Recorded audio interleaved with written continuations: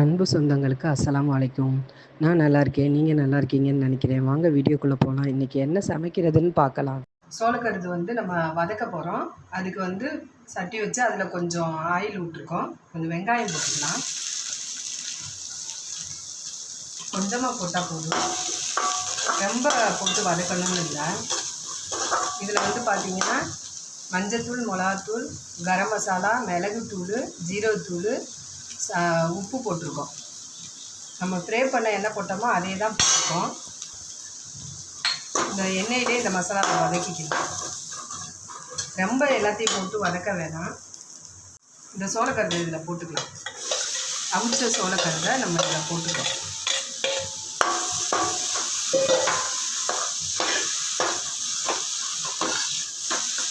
உப்பு பார்த்து போட்டுக்கோங்க. ஏற்கனவே நம்ம உப்பு போட்டு தான் அவிச்சிருக்கோம்.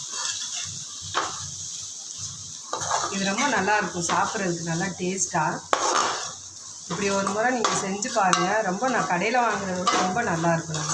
நம்ம வீட்டில் செய்யும்போது வித்தியாசமாக டிஃப்ரெண்ட்டாக நம்ம மசாலா கொடுத்து நம்ம செஞ்சு பார்க்கலாம். கடையில் வாங்கினா அந்தளவுக்கு நம்ம நினச்சபடி வராது.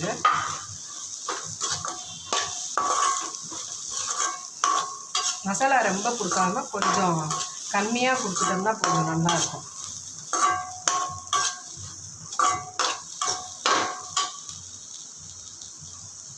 கொஞ்சம் கொத்தமல்லி, லைட்டாக புளிப்பு டேஸ்ட்டுக்கு நம்ம சாட் மசாலா போட்டிருக்கோம். இருந்தாலும் கொஞ்சம் லெமன் புழிஞ்சிங்கன்னா ரொம்ப நல்லாயிருக்கும் சாப்பிட்றதுக்கு. இதில் நீங்கள் குடமிளகா கூட போட்டுக்கலாம். பச்சை மிளகா போட்டால் சின்ன குழந்தைங்க சாப்பிட்றப்போ உரைக்கும். அதனால் நீங்கள் குடமிளகா போட்டுக்கலாம். இதில் நம்ம பார்க்க தான் கலர் இப்படி இருக்கும், ஆனால் கொஞ்சம் தான் மிளகாத்தூள் போட்டு நம்ம செஞ்சுருக்கோம். அதனால் குழந்தைங்க கூட நல்லா சாப்பிடலாம். ரொம்ப போட்டு வதக்கக்கூடாது, அது கிரேவி மாதிரி ஆகிடும். வதக்கி இருக்கணும், அதே நேரம் எல்லாமே முழுசாக தான் இருக்கும். அவ்வளோதான். உப்பு மட்டும் பார்த்துக்கோங்க. இனிப்பாக இருக்கும். அதுக்கு நம்ம காரம் கொடுத்து இப்படி நல்ல காரம் சாப்பிட்றவங்கெல்லாம் இன்னும் கொஞ்சம் கூட மிளகாத்தூள் போட்டுக்கலாம். இது நல்லா மசாலா கொடுத்து அதிக காரம் இல்லை. குடமிளகா போடலாம், ஆனால் பச்சை மிளகா போட வேண்டாம். நல்ல டேஸ்ட்டாக நல்லா கறி மசாலா கொடுத்த மாதிரி நம்ம கரம் மசாலா போட்டிருக்கோம். இது சாப்பிட்டு பாருங்கள். இது மாதிரி செஞ்சு நீங்களே அடிக்கடி செய்வீங்க. ஸ்கூல் விட்டு வர்ற பிள்ளைங்களுக்கு நல்ல ஒரு ஸ்நாக்ஸு. இது கொடுத்து ஒரு டீ கொடுத்தாலே போதும். நம்ம வீட்டிலே செஞ்ச ஆரோக்கியமான ஒரு ஸ்நாக்ஸு. அதுபோல் நீங்கள் வீட்டில் செஞ்சு பாருங்கள், நீங்களே அசந்துருவீங்க. இது நம்ம தான் செஞ்சோமான்னு உங்களுக்கே ஆச்சரியமாக இருக்கும். பிடிச்சிருந்தால் ஷேர் பண்ணுங்கள், சப்ஸ்கிரைப் பண்ணுங்கள், லைக் பண்ணுங்கள்.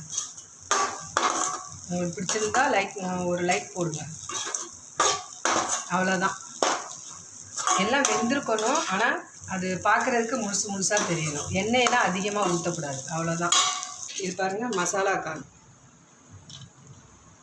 இதெல்லாம் சாப்பிட்றப்ப டிஃப்ரெண்ட்டான டேஸ்ட்டில், இது வரைக்கும் இப்படி ஒரு டேஸ்ட்டு நீங்கள் சாப்பிட்டே இருக்க மாட்டீங்க.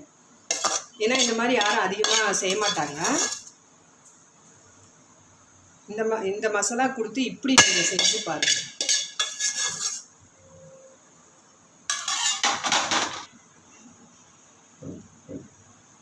அவ்வளோதான். இதை எடுத்து இப்படி நீங்கள் சாப்பிட்டு பாருங்கள். நீங்கள் இதை ஆற வச்சு சாப்பிட்டாலும் நல்லாயிருக்கும், சூடாக சாப்பிட்டாலும் நல்லாயிருக்கும். இந்த மாதிரி டேஸ்ட்டை நீங்கள் சாப்பிட்டே இருக்க மாட்டீங்க. ஒரு தடவை நீங்கள் செஞ்சு சாப்பிட்டு பாருங்கள். நல்லா கறி மசாலா டேஸ்ட்டில் காரம், இந்த சாட் மசாலா, கறி மசாலா நல்லா சுள்ளணும். இப்போ உள்ள பிள்ளைங்களுக்குலாம் இது ரொம்ப பிடிக்கும். ஒரு நல்ல டேஸ்ட்டு. இந்த சோளம் விரும்பி சாப்பிட்றவங்களுக்கு இது நல்ல ஒரு டிஃப்ரெண்ட்டான ஸ்டைலில் செஞ்ச ஒரு ஸ்நாக்ஸு. அவசியம் நீங்கள் செஞ்சு பாருங்கள். எனக்காண்டி இல்லை, இது உண்மையாலுமே ஒரு நல்ல டேஸ்ட்டாக இருக்குது. சோளம் ஒரே மாதிரி வெளியே போனோம்னா வெண்ணெய், இந்த மிளகாத்தூள்லாம் தடவி தருவாங்க, இல்லை சும்மா சாப்பிடுவோம். அதை விட நீங்கள் இந்த மாதிரி சாப்பிட்டு பாருங்கள். கார்ன் சூப்பு வச்சு கூட சாப்பிடுவாங்க. ஆனால் இது எல்லாத்தையும் விட ஒரு வித்தியாசமான டேஸ்ட்டு. இது சாப்பிட்டிங்கன்னா இந்த டேஸ்ட்டு உண்மையாலுமே நாக்கில் ஊட்டும். அந்த அளவுக்கு ஒரு டேஸ்ட்டாக இருக்குது. இது அப்படியே மசாலா டேஸ்ட்டு. நம்ம போட்ட கரம் மசாலா, அந்த சாட் மசாலாவோட டேஸ்ட்டோட ரொம்ப நல்லா இருக்குது. சப்ஸ்கிரைப் பண்ணுங்கள், லைக் பண்ணுங்கள், ஷேர் பண்ணுங்கள். பெல் ஐக்கானை கிளிக் பண்ணுங்கள். அப்போ தான் நாங்கள் போடுற டிஷ் ஒவ்வொன்றும் உங்களுக்கு நோட்டிஃபிகேஷன் ஆகும்.